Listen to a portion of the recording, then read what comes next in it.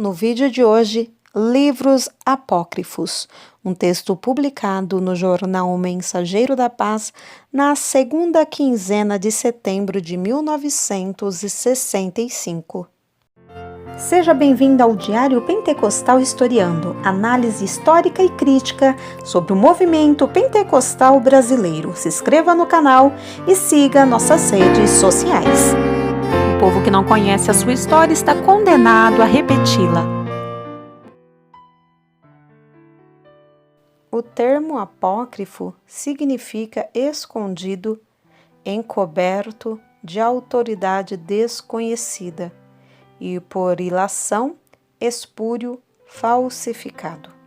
A palavra apócrifo ou apócrifos, quando aplicado a livros, significa que tais livros pretendem possuir caráter sagrado ou inspirado, quando em verdade não receberam a aprovação de Deus, nem dos homens, nem foram considerados canônicos.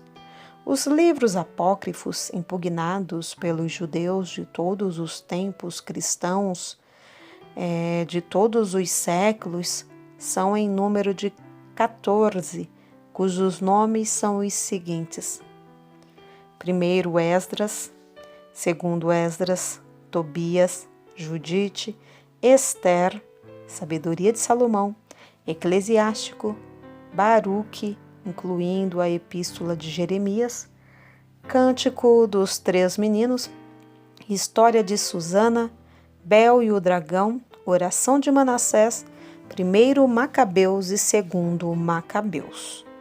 Os livros apócrifos não se encontravam no cânon hebraico. Também não foram citados por Jesus, nem reconhecidos como inspirados pela igreja primitiva. Claro está que os livros apócrifos podem ter valor histórico, quiçá valor moral, porém jamais podem igualar-se aos 66 livros inspirados que compõem a Bíblia Sagrada. Tanto os judeus como os verdadeiros cristãos concordam em que a inspiração profética terminou nos dias do profeta Malaquias e que tudo quanto se escreveu no período de 400 anos que medeiam entre Malaquias e a vinda de Cristo não pode ser aceito sem apurado exame que determine a autenticidade. A fim de que conheçamos a opinião autorizada do célebre historiador Joséfos acerca dos livros apócrifos que alguns aceitavam como inspirados sem maior exame, leiamos esta página brilhante de Joséfos, extraída do seu famoso discurso contra Apion. Eis o que Joséfos escreveu: desde o tempo de Artaxerxes até aos nossos dias, escreveram-se vários livros, mas não os consideramos dignos de confiança idêntica aos livros que os precederam, porque se interrompeu a sucessão dos profetas. Esta é a prova do respeito que temos pelas nossas escrituras, ainda que um grande intervalo nos separe do tempo em que elas foram encerradas. Ninguém se atreveu a juntar-lhe ou tirar-lhe uma única sílaba desde o dia de seu nascimento. Todos os judeus são compelidos, como por instinto, a considerar as Escrituras como o próprio ensinamento de Deus e a ser-lhes fiéis, e, se tal for necessário, a dar alegremente a sua vida por elas.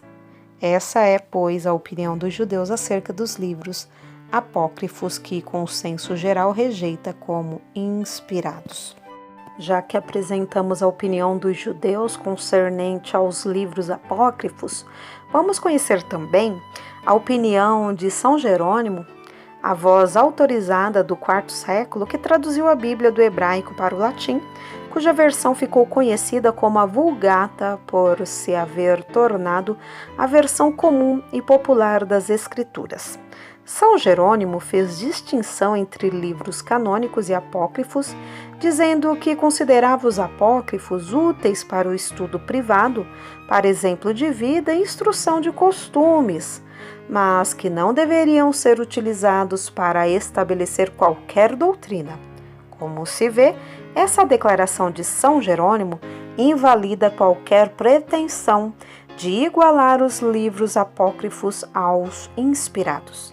Entretanto, a opinião autorizada de São Jerônimo devem acrescentar-se às vozes respeitadas de Eusébio, bispo de Cesareia, Cirilo, bispo de Jerusalém, e Atanásio, bispo de Alexandria, sendo que este último, no ano de 365, dirigiu uma pastoral às igrejas de sua jurisdição sobre as escrituras canônicas, na qual dava a lista completa dos livros do Antigo Testamento, colocando os apócrifos em grupo separado, como apêndice e não como parte integrante.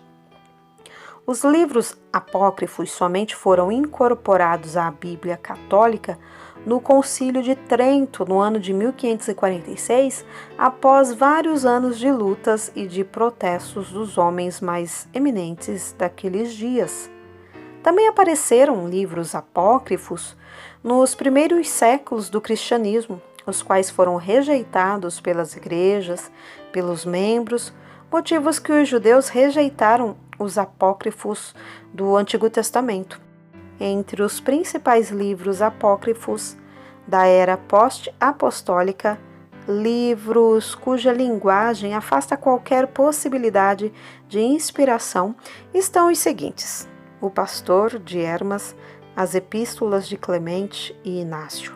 Foram colecionados por Fabrício em seu código os livros apócrifos do Novo Testamento.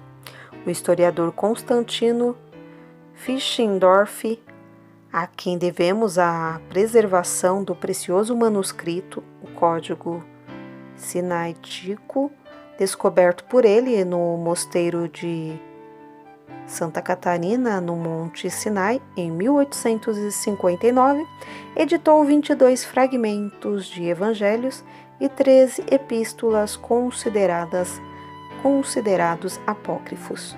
Como se vê, a história da literatura bíblica é rica de detalhes e emoções, que o estudo revela àqueles que mostram interesse e disposição de percorrer as páginas dos livros que permanecem fechados nas bibliotecas. Prossigamos, pois, em estudar.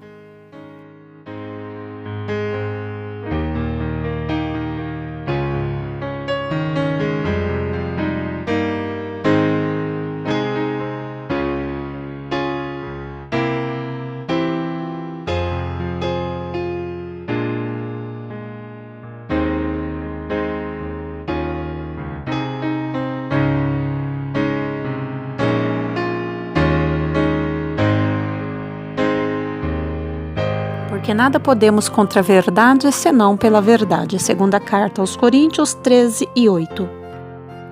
Se você gostou do conteúdo deste vídeo, se inscreva no canal, deixe o seu joinha, compartilhe e ative o sininho para receber do YouTube as notificações dos novos vídeos.